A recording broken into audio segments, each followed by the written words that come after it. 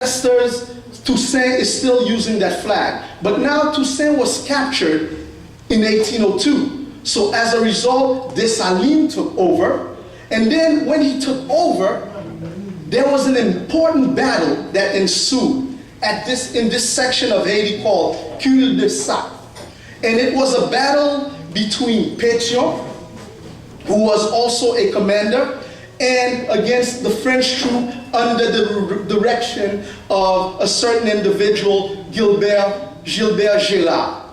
Now, guess what? We got whipped. We got whipped in that particular battle. And they seized the flag. And now what Pétion does, he rushes and informed Dessalines of this situation as the French were bragging and boasting about it and even saying that we were not fighting for freedom. You see? So what does Dessalines do at that moment? He takes that blue, white, and red and he rips the white right here and there and pieces the red and the blue together, and so we can say technically that's the first Haitian flag that we have. Okay? And of course, as the brother shared earlier, that was memorialized and made official at the Congrès of Akaye, which was slated from May 14th to May 18th. And on the last day, Catherine Flon saw the flag for us. But now, in 1805, Dessalines, he coronated himself emperor. You see?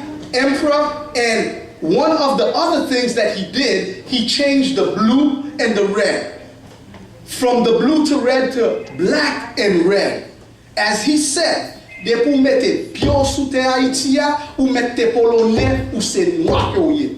So you see, it became black and red.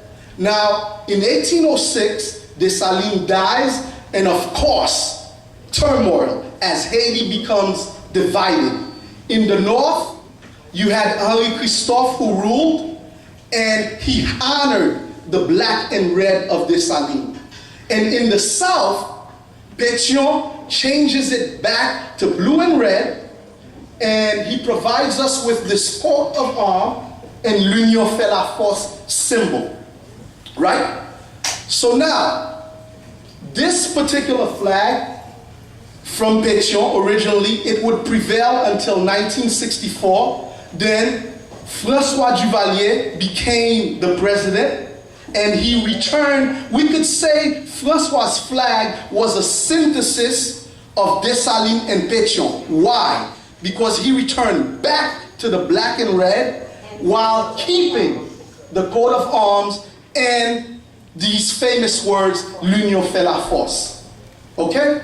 So now in 1986, after Jean-Claude Duvalier was ousted, the Haitian people, or we should say the Haitian government, returned back to the blue and red. Now, what does all this change mean? Truthfully, as I said, these changes for me, and I think for any of us here sitting, they should be secondary, tertiary to what undergirds the principles. And that is, of course, the first one, liberté ou la mort.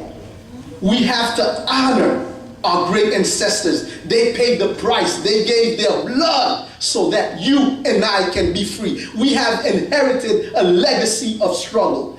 Hence, we must do whatever is necessary to preserve it. Yes, yes. I wish I had more time. I wish I had more time. Perhaps another day I will be invited so I can talk to you more about this. And lastly, but let me tell you, make no mistake, if at any point you think that we're going to preserve this freedom that we have inherited without coming together, you're making a grave mistake.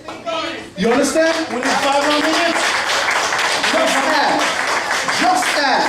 Just as Pétion, Dessalines, Christophe, at some point, all of us had to forget about the differences. You see? Forget about the differences so we could come together and whip Napoleon's army's butt. Today, more than ever, we must unite. Yes. We must come back together. And you know what? Any anyone that tells you different, they are lying. Said we sapat. You understand? And you know what? So I can terminate it, I will quickly, ostensibly illustrate a point. And I want a young person from the audience coming. Since you answered my question, young man, you come up here.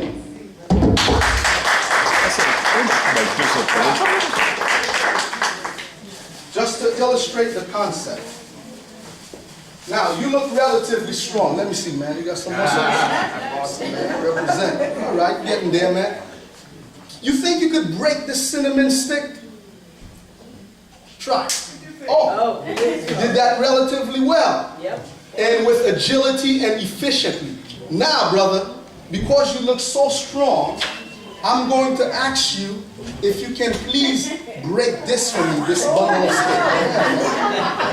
You gotta hold it like that and break it. Come on, come on, bro. I know you can do it. I know I can. See what I'm saying? You can't do it. Go ahead, try.